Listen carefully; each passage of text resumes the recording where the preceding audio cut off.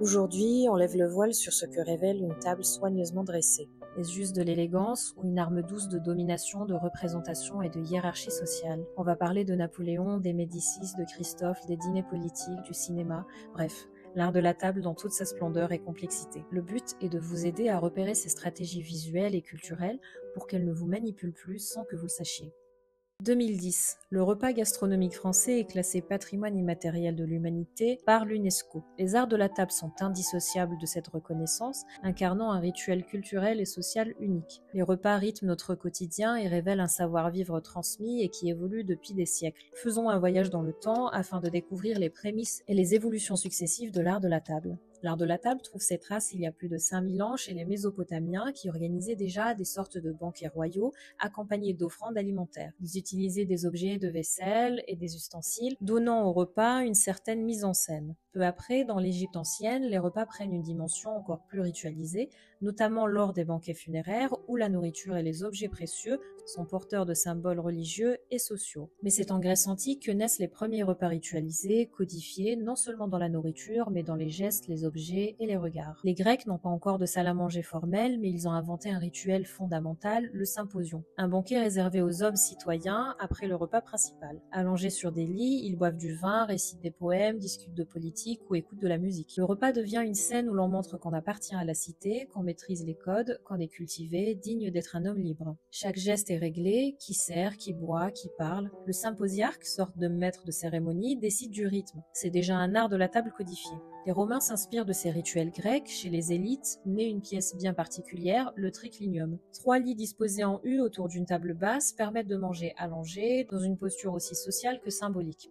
Richement décorée, cette salle devient l'une des premières vraies salles à manger de l'histoire occidentale. On y retrouve vaisselle spécifique, serviteurs et un ordre social structuré autour de la disposition des convives. Le repas devient un outil de mise en scène sociale, bien plus qu'un simple moment nutritif. Après la chute de l'Empire romain, le triclinium disparaît et au Moyen-Âge, on mange dans la grande salle commune des châteaux ou dans des pièces multifonctions. Il n'y a pas de salle à manger fixe, on installe des tables portatives à chaque repas. On mange sur des tranchoirs, des tranches de pain ou des planches de bois. À la cour, ces supports deviennent des objets de luxe, en argent, voire même en or. L'art de la table commence à devenir un outil de prestige royal, et à partir de la Renaissance, il devient spectaculaire. Sous Louis XIV, il devient un outil de pouvoir absolu.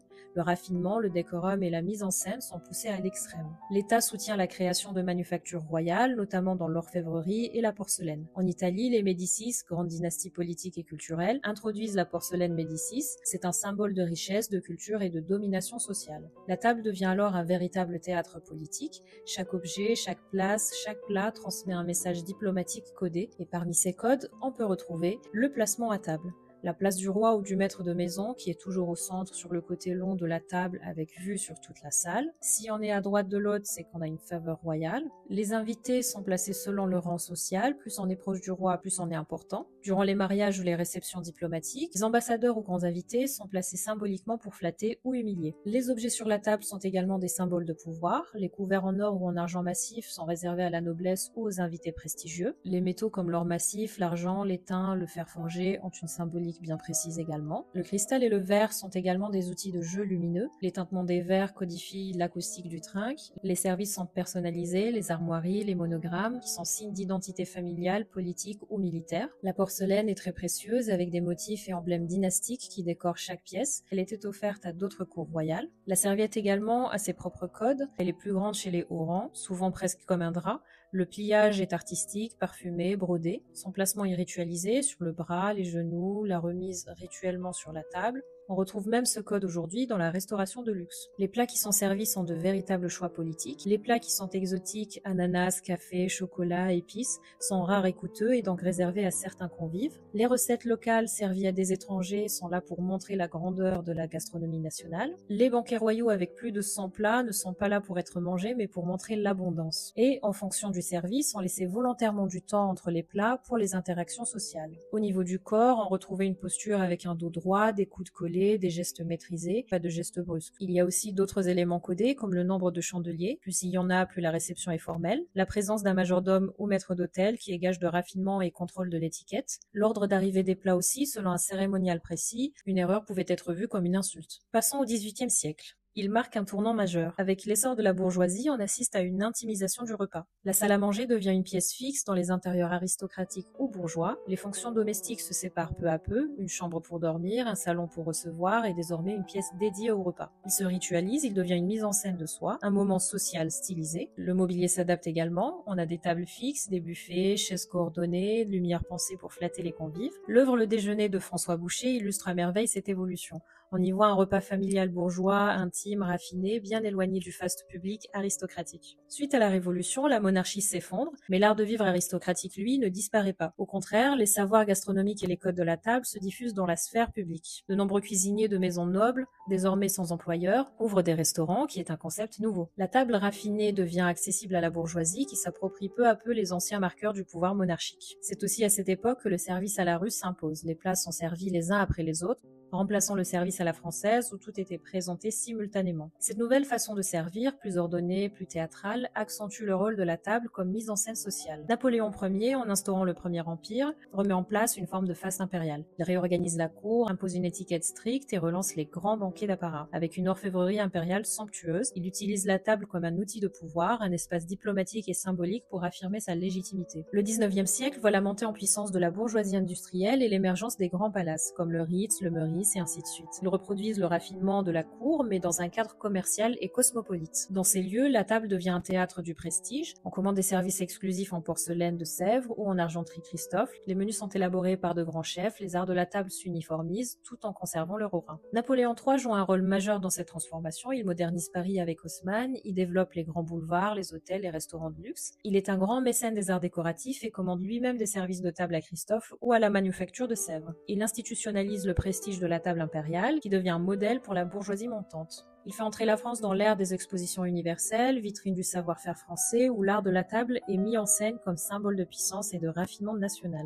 Avec l'industrialisation, des techniques comme la galvanoplastie, développée par Christophe dès 1830, permettent de produire de l'argenterie à moindre coût, démocratisant le luxe sans le dévaloriser. L'art de la table devient ainsi un outil de distinction à la fois accessible et codifié, hérité de l'aristocratie, mais réinterprété par une bourgeoisie ambitieuse. En termes de révolution technique, on retrouve la galvanoplastie, qui est une technique qui permet de fabriquer des couverts en métal argenté à moindre coût. La maison Christophe révolutionne ce procédé dès ses débuts. Je vous avais fait 2 shorts à ce sujet, les liens sont en barre d'infos. Christophe incarne donc à la fois le prestige et la démocratisation du luxe. La bourgeoisie accède à l'argenterie et peut ainsi adopter les codes aristocratiques, une forme de soft power matériel.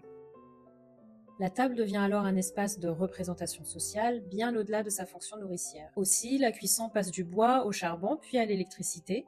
Ça révolutionne donc la production céramique. En ce qui concerne le verre aussi, le passage du verre soufflé au verre moulé permet la démocratisation du cristal. Jacqueline Cuneau met en lumière l'art de la table comme l'une des formes les plus silencieuses mais puissantes du pouvoir symbolique. Elle nous explique que les banquets impériaux sont conçus comme de véritables spectacles ritualisés où chaque geste, chaque objet, chaque silence est codé. Rien n'est laissé au hasard, pas même le silence entre 2 services. Les invités ne sont jamais placés au hasard. Leur proximité du trône ou du maître de maison indique leur rang dans la hiérarchie. Le moment où l'on sert un plat, la vitesse de déplacement des valets, les gestes codifiés du service, tout cela suit une partition invisible. Le nombre de plats, leur symétrie, leur couleur, même leur odeur répondent à une logique de représentation. L'orfèvrerie, la porcelaine, le cristal, chaque matériau a une signification. L'argent massif symbolise la stabilité, la richesse fondée. Le verre gravé ou la porcelaine fine, notamment de Sèvres ou de Mécène, exprime le raffinement culturel et l'ancrage dynastique. La disposition des assiettes, des verres, des serviettes répond à un ordre sacré, parfois transmis à travers des manuels de savoir-vivre ou des ordonnances royales. Les plats n'arrivent jamais par hasard. Le rythme du repas est pensé comme un crescendo dramatique. On commence souvent par des mets simples, entrées légères, potages, pour monter en richesse et en complexité, par des viandes rares, des sauces, des pâtisseries, jusqu'au dessert, comme apothéose. Le temps d'attente est parfois volontairement rallongé entre 2 plats pour observer les réactions des convives, créer des moments de silence ou de gêne. L'idée est de tenir l'attention comme un metteur en scène tiendrait un public. Dans ces repas, le corps est surveillé. On ne se penche pas sur l'assiette, on tient la cuillère d'une certaine façon. Même le regard est dirigé, on ne regarde pas qui on veut quand on veut. Cette maîtrise de soi est aussi un exercice de pouvoir.